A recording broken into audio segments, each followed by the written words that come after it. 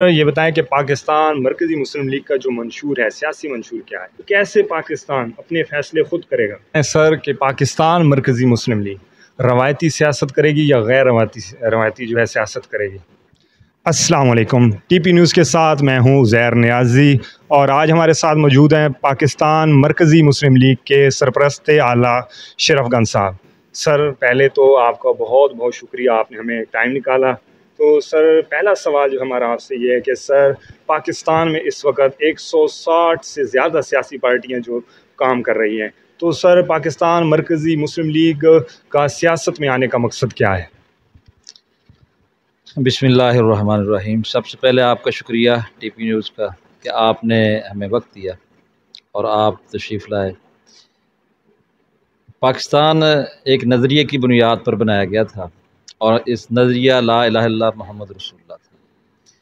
پاکستان بنانے کا جو مقصد تھا کہ یہاں پہ لوگوں کو انصاف ملے، آزادی کے ساتھ لوگ رہیں، مذہبی آزادی ہو، شخصی آزادی ہو اور غلامی کا دور ختم ہو، لیکن وہ مقصد ابھی تک پورا نہیں ہوا تھا۔ سیاسی جماعتیں خالی نعرے لگاتی ہیں اور مقصد کی طرف نہیں آتی۔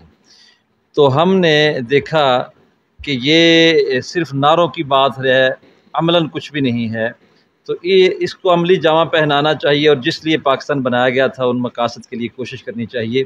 یہ بنیادی وجہ تھی مرکزی مسلم لیگ کے قیام کی۔ 1 سال سے زیادہ ہو گیا ہے مرکزی مسلم لیگ قائم ہوئی ہے۔ انشاءاللہ ہم پاکستان جو جس مقصد کے لیے بنایا گیا تھا اس بنیاد پر محنت کر رہے ہیں کہ وہ مقصد حاصل کیا جائے، ورنہ یہ پھر الگ ملک بنانے کا مقصد ختم ہو جاتا ہے۔ سر یہ بتائیں کہ پاکستان مرکزی مسلم لیگ کا جو منشور ہے، سیاسی منشور کیا ہے؟ مرکزی مسلم لیگ کا بنیادی جو سیاسی منشور ہے وہ وہی بنیادی پوائنٹ ہیں۔ نمبر 1، آزاد خارجہ پالیسی ہو، پاکستان اپنے آزاد فیصلے کرے۔ نمبر 2، ہمارا معاشی نظام وہ سود سے پاک ہو اور وہ بین الاقوامی ایجنڈے کے تحت نہ ہو، بلکہ مقامی مسائل کو سامنے رکھ کر اس کے مطابق اس کو آگے چلایا جائے۔ کشمیر پاکستان کا بنیادی مسئلہ ہے، یہ عالمی مسئلہ ہے، یہ پاکستان کے ساتھ جڑا ہوا مسئلہ اور پاکستان کا نامکمل ایجنڈا ہے، تو یہ بھی بنیادی اس ہمارے منشور میں شامل ہے۔ خواتین کے وہ حقوق جو اسلام نے دیے ہیں اور وہ یہاں پہ اس وقت موجود نہیں ہیں، وہ حقوق ان کو دیے جائیں۔ اقلیتوں کو وہ حقوق دیے جائیں۔ نوجوانوں کی جو اسلام ایک حکمرانوں پہ ڈیوٹی عائد کرتا ہے، وہ ذمہ داری وہ سر انجام دی جائے۔ تو یہ بنیادی اصول ہیں جن کے اوپر ہم کام کر رہے ہیں کہ خارجہ پالیسی اور معاشی معاملات اور اس کے علاوہ جو اندرونی حالات ہیں اس کے مطابق ہر شعبے کے اندر ورک کیا جائے، جہاں اصلاح کی ضرورت ہے اصلاح کی جائے۔ سر جس طرح آپ نے کہا کہ پاکستان خارجہ پالیسی آزاد ہو، اس کے فیصلے آزاد ہوں، تو سر یہ بتائیے کہ پاکستان میں جس ملک میں جائیں وہاں پاکستان اس کا مقروض ہے، تو کیسے پاکستان اپنے فیصلے خود کرے گا؟ بھائی جان، یہ آپ کا سوال بہت شاندار ہے کہ جب تک پاکستان معاشی طور پہ آزاد نہیں ہوگا تو خارجہ پالیسی بھی آزاد نہیں ہو سکتی۔ معاشی طور پر آزاد ہونے کے لیے اسے IMF سے چھٹکارا چاہیے۔ IMF سے چھٹکارے کے لیے پاکستان کو اپنے وسائل پر کھڑے ہونا ہوگا، اپنے پاؤں پر کھڑا ہونا ہوگا۔ اس کے لیے ہمارے پاس رول ماڈل محمد کریم صلی اللہ علیہ وسلم کی ریاست مدینہ ہے کہ آپ نے وہاں پہ کس انداز سے مدینہ کو اپنے پاؤں پر کھڑا کیا اور یہودیوں کے بنائے ہوئے سودی نظام کا کلچ توڑ کر آپ نے مدینہ کو ایک خود مختار ریاست بنایا۔ تو یہ بنیادی بات ہے کہ جب تک معاشی طور پر ہم آزاد نہیں ہوں گے اس وقت طور پر ہم خارجہ پالیسی آزاد نہیں بنا سکتے۔ انشاءاللہ بنیادی نقطہ معیشت ہے، اس پر کام کریں گے۔ سر آپ نے معاشی حالات کے بارے میں بتایا کہ پاکستان جو ہے وہ ریاست مدینہ کی طرح تبھی اٹھ سکتا ہے جب اس کے معاشی طور پہ مضبوط ہوگا۔ تو سر آپ کا کیا پلان ہے کہ آپ کے ذہن میں کہ پاکستان ایسا کیا کرنے، ایسے کیا وسائل لائے جس کی وجہ سے پاکستان کی جو معاشی حالات ہیں وہ بہتر ہوں؟ پاکستان کی جو 70% آبادی ہے وہ دیہی آبادی ہے اور وہ زراعت کے پیشے سے بستہ ہے۔ تو ہمارا بنیادی مقصد ہے کہ ہم زرعی شعبے کے اندر وہ انقلاب برپا کریں اور اس کو جدید خطوط پر استوار کریں۔ یہاں پہ وہی پرانا روایتی انداز چل رہا ہے اور کسانوں کو جو مسائل جس طرح کے درپیش ہیں ان مسائل میں پاکستان اپنی خوراک کا انتظام نہیں کر پا رہا۔ تو یہاں کے جو زرعی زراعت پر خصوصی توجہ دی جائے، صنعت پر خصوصی توجہ دی جائے، اور نوجوانوں کی تربیت پر توجہ دی جائے کہ پاکستان کی صنعت اور زراعت میں ترقی تب آئے گی جب یہاں کا نوجوان اس کام کو کرنے کے لیے تیار ہو جائے گا۔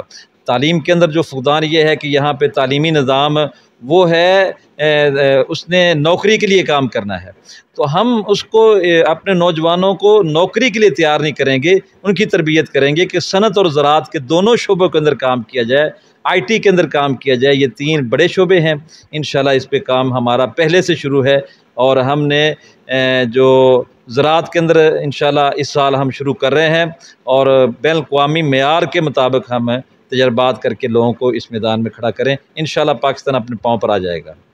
یہ بتائیں سر کہ پاکستان مرکزی مسلم لیگ روایتی سیاست کرے گی یا غیر روایتی جو ہے سیاست کرے گی؟ نیازی صاحب، پاکستان مرکزی مسلم لیگ اگر وہی روایتی سٹائل اختیار کر لے گی تو پھر اس کے بننے کا مقصد ہی ختم ہو جاتا ہے، پھر تو ہمیں کسی جماعت کے ساتھ جڑ جانا چاہیے تھا۔ تو ہم انشاءاللہ غیر روایتی سٹائل سے آگے بڑھیں گے، روایتی انداز میں چلیں گے تو پھر پاکستان کے مسائل کا حل نہیں ہو سکے گا۔ پاکستان کے مسائل حل تب ہوں گے جب بالکل ہم بنیادی مسائل کو سمجھ کر اس پر عملاً کام کریں گے، تو روایتی نہیں ہوگا، انشاءاللہ غیر روایتی ہوگا۔ سر ایک سوال جو آج کل ہر زبان زد عام ہے کہ پاکستان کی سیاست میں اسٹیبلشمنٹ کا کردار بہت زیادہ رہا ہے، آپ اس کو کیسے نظر میں دیکھتے ہیں؟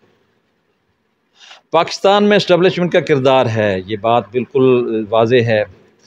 مثبت کردار جو ہے اس کی تو تائید کی جاتی ہے، لیکن منفی کردار کی کسی سطح پہ تائید نہیں کی جا سکتی۔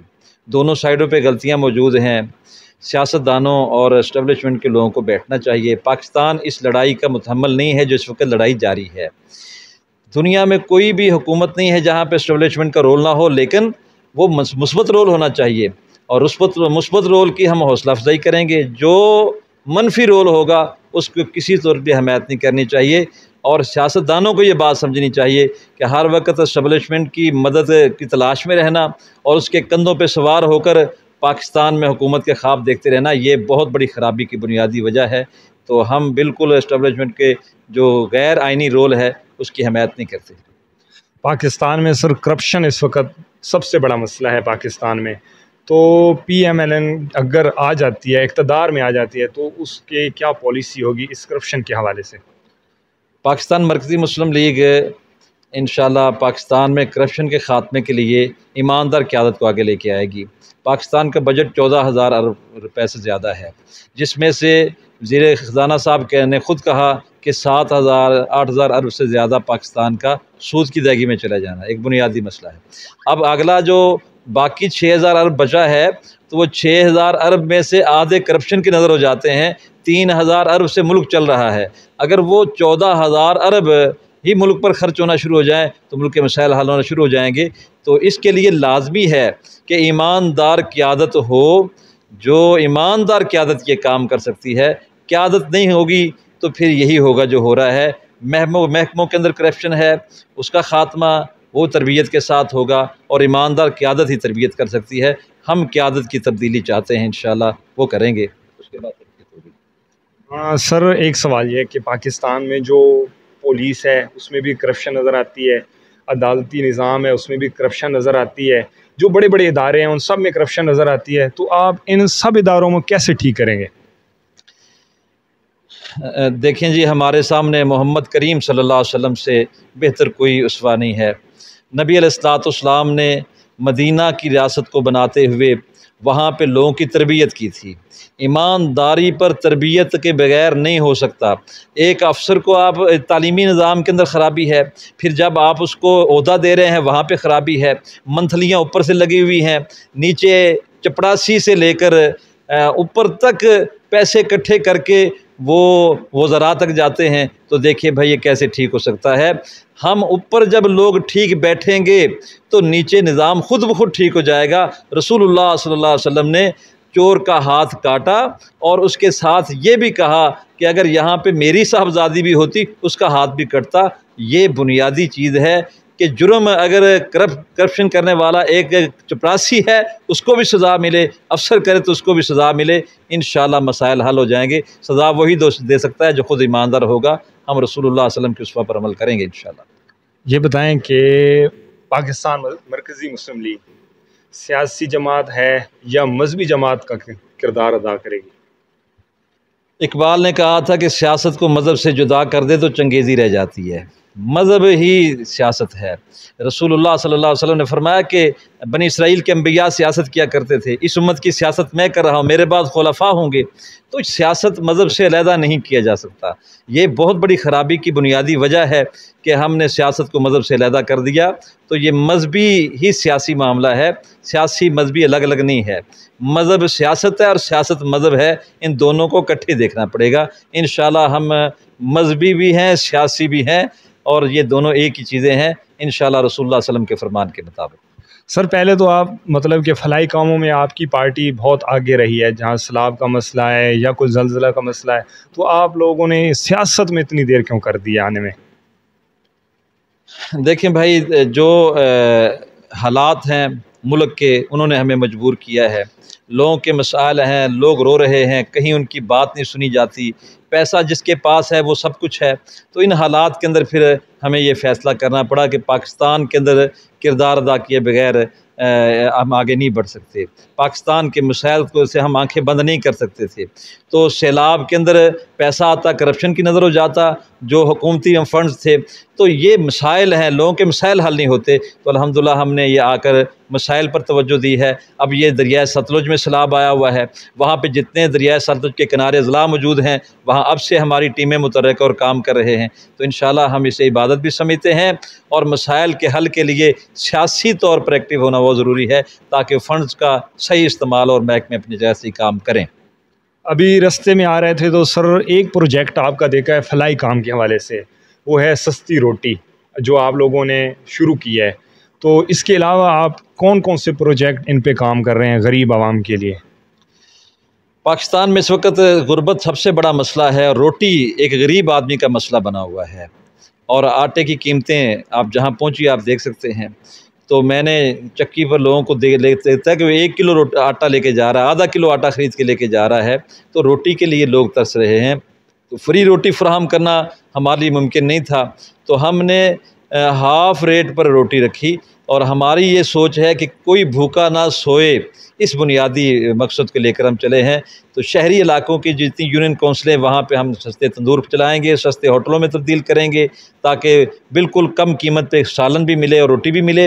اور جتنی دیہی علاقے ہیں وہاں پہ چونکہ لوگوں کے پاس گندم میسر ہوتی ہے، تو وہاں پر ہم سستا جو ہے وہ سہولت مرکز قائم کرنے جا رہے ہیں، جہاں پہ لوگوں کو مل کے ریٹ پر، ایکس مل ریٹ پر لوگوں کو سستی چیزیں ملیں۔ ہم یہ کریں گے، جو یہ کر سکتے ہیں کر رہے ہیں انشاءاللہ۔ یہ ہمارے منصوبے ہیں فی الحال جو چل رہے ہیں۔ سر عمران خان کے دور میں حکومت میں بھی لنگر خانے کھولے گئے، اس کے علاوہ انہوں نے بھی ایک پروگرام چلایا تھا کہ بھوکا نہ سوئے کوئی، تو اس کو بہت تنقید کا نشانہ بنایا گیا، لوگوں نے اس کا مذاق اڑایا۔ تو آپ کو سر اس کو کیا دیکھتے ہیں؟ آپ نے بھی یہ پروگرام شروع کیا ہے، تو آپ اس پروگرام کو کس نظر سے دیکھتے ہیں؟ حکومتوں کا جو کام ہے وہ غربت کو ختم کرنے کے لیے پلاننگ کرنا ہے۔ ایک تو بہت اچھا کام تھا جو مسافر خانے انہوں نے بنائے اور وہاں پہ مسافروں کے لیے سہولتیں دی، یہ بہت اچھا کام تھا، یہ حکومتوں کے کرنے کے کام ہیں۔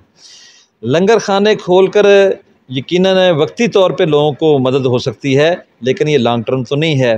تو حکومتوں کو ایسی پالیسی بنانی چاہیے کہ وہ ہمیشہ لوگ یہ لنگروں سے تو کھانا نہیں کھا سکتے، تو ان کی غربت کا معاملہ حل ہو اور وہ ان کو آٹا میسر آ جائے، وہ گھر میں روٹی کھائیں، ان کو راشن میسر آ جائے، تو اچھا کام ہے، لیکن یہ ہمیشہ نہیں ہے، لانگ ٹرم نہیں ہے۔ یہ تو شارٹ ٹرم ہے، آپ وقتی طور پہ لوگوں کی بھوک کے لیے کچھ کر سکتے ہیں۔ تو جو وزیر اعظم بنے اس کی ذمہ داری یہ ہے کہ سستا آٹا لوگوں کو فراہم کیا جائے اور ان کے گھر کے دروازوں پہ ان کو میسر آئے، نہ کہ لائنوں میں دھکے کھا کے ملے۔ سر آخر میں آپ ٹی پی نیوز کے صارفین کو کیا پیغام دینا چاہیں گے؟ میری ایک ہی میسج اور پیغام ہے کہ اس وقت بہت بڑا بحران ہے پاکستان کے اندر، وہ قیادت کا بحران ہے۔ پاکستان میں کوئی مسائل پہ بات کرنے والا نہیں ہے، کوئی مسائل کو اجاگر کرنے والا نہیں ہے۔ مہنگائی کے طوفان میں لوگ اس وقت پس رہے ہیں مہنگائی کی چکی کے نیچے، تو کوئی لوگوں کا پرسان حال نہیں ہے۔ تو میں گزارش کروں گا کہ یہ نئی قیادت آئی ہے اور نئے لوگ میدان میں اترے ہیں، ان لوگوں کے ساتھ کھڑے ہونا چاہیے، مرکزی مسلم لیگ کی قیادت کے ساتھ چلنا چاہیے۔ انشاءاللہ آپ دیکھیں گے کہ یہ روایتی انداز نہیں ہے، پاکستان کا مسائل کا حل چند سالوں کے اندر ہو جائے گا، صرف قیادت کو آپ موقع دیں۔ میں یہی پیغام دوں گا۔ جزاکم اللہ خیر۔ تو سامعین، آپ نے دیکھا ہمارے ساتھ آج موجود تھے پاکستان مرکزی مسلم لیگ کے سرپرست اعلیٰ شرفان صاحب۔ تو آپ سے ملاقات ہوگی نیکسٹ پروگرام میں، ہمیں اجازت دیجیے، اللہ حافظ۔